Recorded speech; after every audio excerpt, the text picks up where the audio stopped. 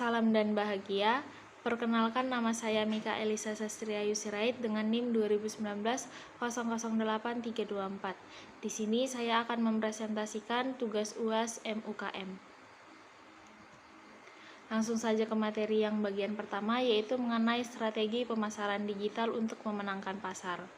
Untuk sesi yang pertama, ada mengenai cerita tentang Wufiland yang didirikan oleh Ibu Ghea Saverina, yang mempunyai tujuan untuk mempermudah para ibu menyiapkan kegiatan bersama anak, tidak perlu repot bebikinan, agar ibu bisa punya lebih banyak waktu berkualitas bersama anak-anaknya di antara aneka taks lainnya yang seakan tidak akan ada habisnya. Jadi Ibu Ghea ini mendirikan Wufiland ini karena dia merasa supaya lebih banyak waktu bersama anaknya, jadi dia bermotivasi akan hal itu. Yang selanjutnya, produk Wufiland ini diproduksi secara handmade. Kemudian pada 2021, Wufiland ini dibantu dan membantu ratusan orang dalam menjalankan produksinya. Jadi selain daripada Wufiland ini kan dibantu oleh ibu-ibu. Nah, kemudian setelah mereka dibantu, Wufiland ini juga sudah membantu banyak orang. Kemudian ibu-ibu yang bergabung ini adalah ibu-ibu yang siap diberdayakan dan punya banyak waktu menyiapkan spesial produk untuk menemani si kecil. Jadi ibu-ibu ini misalnya kayak ibu rumah tangga. Nah, jadi mereka pasti punya anak. Nah, jadi bagaimana ibu tersebut mempunyai kegiatan yang lebih produktif. Jadi Ibu Ghea ini mengajak untuk bekerja sama membuat produk Wufiland ini. Kemudian ibu yang tidak punya banyak waktu mengurus ini itu untuk anaknya. Kemudian melalui itu diciptakanlah Wufiland. Yang selanjutnya, histori Wufiland pada tahun 2020. Yang pertama itu modal 200.000 untuk proyek keluarga tanpa investor. Benar-benar modal yang sedikit untuk memulai sebuah usaha, tapi bukan suatu ketidakmungkinan supaya usaha itu bisa berkembang sampai sekarang. Kemudian yang kedua, menjadi small business dengan 10 full time team. Kemudian yang ketiga, 100 lebih freelance program pemberdayaan. Jadi ada begitu banyak ibu-ibu yang bisa diberdayakan untuk kegiatan tersebut. Kemudian yang selanjutnya, kantor pertama di atas rumah orang hingga akhirnya mempunyai kantor yang cukup besar. Jadi ketika saat di awal-awal usaha ini, ketika mereka punya paket seperti itu, mereka mendorong dari atas rumah kemudian ke bawah, kemudian jika ada paket datang gitu juga mereka angkat-angkat ke rumah-rumah yang di atas. Kemudian yang kelima, kolaborasi dengan beberapa brand seperti Silver Queen, Caca, dan lain-lain. Jadi kan biasanya di Silver Queen ini banyak mainan-mainan anak. Nah, jadi mereka bekerja sama. Kemudian yang selanjutnya, menjangkau konsumen seluruh Indonesia menggunakan sosial media. Jadi benar-benar cara mempromosikan produk ini menggunakan sosial media semua. Kemudian pada tahun 2020, Wufiland ini sukses membuat Wufi Space yang ada playground, cafe, shop, class, and library. Jadi tidak hanya untuk bermain-main tapi bisa belajar juga. Jadi bisa mengembangkan si kecil. Nah, masuk ke materinya, sebelum memulai usaha, pastikan sudah tahu mau dijual ke siapa. Nah, jadi misalnya Wufiland ini, targetnya itu untuk siapa, seperti itu. Nah, karena kan di dunia ini terdapat manusia banyak, tapi belum tentu itu semua adalah target pasar daripada Wufiland itu. Jadi kita perlu juga mengklasifikasikan setiap karakter manusia.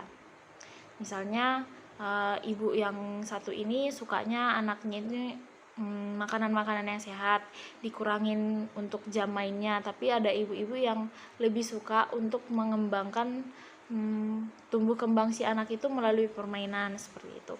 Yang selanjutnya, kenapa segmentasi pasar itu penting? Karena yang pertama, untuk mengetahui masalah dan kebutuhan konsumen, yaitu bisa dengan bertanya kepada calon konsumen dengan melakukan serangkaian tes produk. Jadi jangan berasumsi kalau konsumen ini bakal suka, tapi perlu juga kita melakukan serangkaian tes produk, apakah mereka suka, seperti itu. Kemudian kita bisa lihat bagaimana tanggapan mereka selanjutnya setelah memakai produk tersebut, yaitu di mengetahui perilaku konsumen. Kemudian yang terakhir, mengolah dan menganalisa data. Jadi mencari tahu setiap rangkaian data atau ciri-ciri pembeli, baik melalui alamat, jumlah pembelian, produk yang dibeli, sampai sosial media pembeli. Jadi misalnya di kota Yogyakarta ini lebih suka ibu-ibu itu lebih suka ke anaknya tentang makanan. Nah, jadi mereka juga perlu mengolah dan menganalisis data tersebut biar mereka juga tahu meningkatkan penjualannya di kota Yogyakarta, seperti itu. Selanjutnya itu positioning, kesan orang membeli produk Wufilen yang ingin dibangun, kemudian orang tua yang peduli terhadap pendidikan anak dan mau ikut terlibat dalam proses tumbuh kembang anak. Nah, yang selanjutnya itu manfaatkan sosial media untuk memajukan usaha. Misalnya dalam Instagram, manfaatkan semua hashtag yang ada, kemudian update fitur terbaru. Jangan ketinggalan terhadap fitur-fitur yang disediakan oleh Instagram. Kemudian posting video menggunakan Reels. Karena Reels itu kan algoritmanya bisa ditayangkan untuk siapa saja, jadi tidak hanya untuk follower-follower kita saja. Kemudian collaboration post dengan influencer supaya menaikkan juga kepada orang-orang supaya tahu seperti itu. Kemudian aneka tools di story, misalnya buka pertanyaan-pertanyaan seperti itu mengenai produk-produk kita. Kemudian yang kedua, Twitter. Wufilen ini pernah beberapa kali viral, jadi pasti sungguh menaikkan kenaikan pada Wufilen ini sendiri. Kemudian tidak penting seberapa follower, yang penting postingan itu worth to read, jadi bisa buat konten cerita atau pengalaman, yang penting worth to read saja. Kemudian mention ke orang-orang terkenal di Twitter dan ikut menanggapi hal-hal viral. Kemudian selanjutnya yaitu TikTok, dengan rajin posting video, live secara konsisten, kemudian bergabung menggunakan TikTok Shop dan menggandeng kreator untuk afiliasi. Karena di TikTok algoritma untuk bisa FYP itu belum diketahui dengan jelas, jadi yang penting itu kita rajin untuk memposting video. Kemudian aneka marketplace. Manfaatkan semua fitur yang ada di setiap marketplace. Setiap tempat mempunyai fitur masing-masing yang bisa kita gunakan, pelajari dan sesuaikan. Kemudian satu konten bisa untuk beberapa platform. Pengeditan dapat menggunakan beberapa aplikasi-aplikasi yang seperti Canva, InShot, dan lain-lain. Jadi misalnya kita bergabung di platform Shopee, kemudian konten-kontennya yang ada di Shopee ini bisa kita gabungkan di Lazada atau buku Tokopedia dan yang lain-lain. Kemudian hampir semua marketplace sekarang ada feed dan video, jadi supaya lebih detail bisa kita cantumkan video supaya orang tahu detail produknya itu seperti apa. Yang terakhir, lakukan live sesering mungkin karena bisa menaikkan jangkauan dan bisa dapat treatment khusus dari marketplace. Kita juga bisa berikan voucher ketika live, jadi orang lebih tertarik supaya lebih dapat promo-promo seperti itu. Yang selanjutnya yaitu mengenai endorse. Yang pertama, list sebanyak mungkin orang yang masuk ke segmen pasar kita. Kemudian micro influencer di bawah 10k itu lebih totalitas karena mungkin masih pemula, jadi dia lebih totalitas dalam mempromosikan setiap produk-produk yang kita minta seperti itu. Kemudian yang ketiga, Wufilen itu pernah mendapat kenaikan followers 36.000 dalam sehari dan mendapatkan omset 3 digit melalui review gratis dari influencer. Jadi keuntungan daripada melakukan endorse itu tidak main-main ya, karena bisa menaikkan follower dan omset pada suatu usaha. Kemudian untuk sentuhan personal, buat orang bisa benar-benar sampai merasa dekat dengan produk kita. Kemudian ciptakan hubungan yang lebih intimate, jadi tidak sekedar penjual dan pembeli saja. Jadi kita harus memikirkan cara agar orang mau sukarela mereview dan nge-tag usaha kita. Jadi karena dia merasa nyaman dengan usaha kita, maka dia mau melakukan secara sukarela untuk mereview setiap produk yang kita tawarkan. Yang selanjutnya yaitu mengenai sesi yang kedua yang dipaparkan oleh Bapak Setiawan. Langsung saja, mengapa orang membeli? Untuk yang pertama itu perlu kita bahas masalah yang diselesaikan, kebutuhan yang untuk dicoba dipenuhi. Misalnya, ada seorang penjual nasi goreng yang menjual dengan harga 15.000 di jalanan, kemudian dengan seharga 120.000 di tempat yang mahal, misalnya di bandara. Nah, nasi goreng ini sama-sama mempunyai rasa yang mungkin cukup dibilang berbeda, kemudian dari segi seni platingnya mungkin berbeda, tapi mungkin untuk rasanya itu bisa lebih enak yang 15.000 karena nilai daripada nasi goreng ini lebih nyampe di yang harga 15.000. Jadi untuk setiap harga itu mempunyai nilai-nilai yang berbeda. Misalnya untuk nasi goreng dengan 120.000 itu termasuk harga yang cukup mahal. Untuk ukuran nasi goreng itu melampaui harga pada biasanya. Jadi yang dibutuhkan oleh konsumen itu adalah nilai atau value-nya sendiri. Jadi tidak perlu mahal, tapi value dari produknya itu yang penting sampai, dan itu pasti akan digemari oleh pada konsumen kita dan mungkin bisa membuat ia puas dan ingin membeli kembali. Jadi di sini kebutuhannya itu sudah kita penuhi melalui rasa yang disampaikan oleh nasi goreng tersebut. Nah, yang selanjutnya yaitu alasan konsumen membeli. Yang pertama, fungsional. Membeli karena butuh fungsinya pada konsumennya itu. Kemudian yang kedua, pada sosial.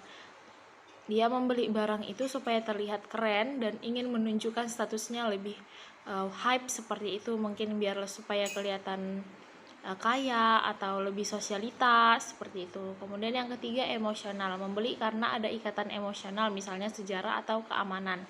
Misalnya si A pernah membeli barang ini dan mengalami kekurangan, dan si B melihat si A seperti itu, maka dia membelinya itu dengan merek-merek lain supaya lebih aman daripada si A. Nah, yang selanjutnya langkah konsumen membeli produk. Yang pertama itu tidak tahu, kemudian mengenal. Nah, setelah ia mengenal produk itu, ia akan tertarik kan. Nah, setelah ketertarikan itu ada, dia ingin mencoba dan membeli. Kemudian setelah membeli dia merasa puas. Nah, setelah membeli ini dia puas dan ingin membeli kembali dan mempromosikan. Misalnya dia setelah membeli dan ia memamerkannya atau mempromosikannya kepada teman-temannya. Misalnya dia menyarankan untuk mencoba produk ini karena produk ini sangat bagus, seperti itu. Jadi meningkatkan konsumen untuk tetap membeli. Nah, di mana peran digitalisasi pemasaran? Sebenarnya sama saja, hanya berpindah dari media analog ke media digital, tapi tahapannya ini akan tetap sama, hanya interaksinya yang akan berbeda. Misalnya kalau di media digital itu kita interaksinya melalui chat seperti itu. Jadi harus lebih detail dalam media digital. Situasi perilaku terkini. Media sosial kini menjadi fasilitator dalam komunikasi antara penjual dalam kondisi real time, dua arah, interaktif, dan percakapan. Permintaan fitur chat ini meningkat di banyak aplikasi CRM. Misalnya untuk pelayanan daripada usaha ini kita harus fast respon. Kemudian biasanya di setiap usaha-usaha itu harus ada fitur chat. Jadi si pengusahanya ini bisa meningkatkan kualitasnya melalui penilaian-penilaian yang ada dalam fitur chat tersebut. Kemudian yang pertama ada social buying, yaitu perilaku pelanggan yang telah menggunakan media sosial untuk menemukan produk sesuai dengan kebutuhan mereka. Kemudian social selling, menggunakan media sosial yang digunakan secara langsung untuk mengelola konsumen. Jadi social selling ini juga merupakan bagian CRM untuk membangun komunikasi dengan pelanggan.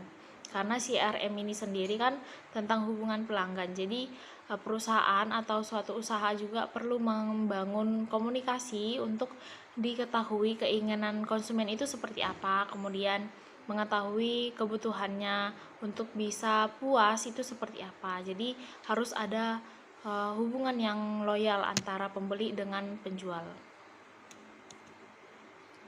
Nah, yang artinya terjadi peningkatan interaksi digital untuk perilaku pembelian baik individual maupun perusahaan. Kemudian harus lebih peka dengan digital dengan berinvestasi membangun merek secara digital.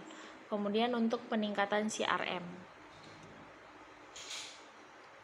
Bagaimana cara memanfaatkan digital untuk usaha? Yang pertama, memiliki media sosial yang digunakan untuk mempublikasikan informasi usaha. Kalau tidak ada medsos, bagaimana bisa mempromosikan seperti itu. Kemudian yang kedua, rajin posting dan berjadwal.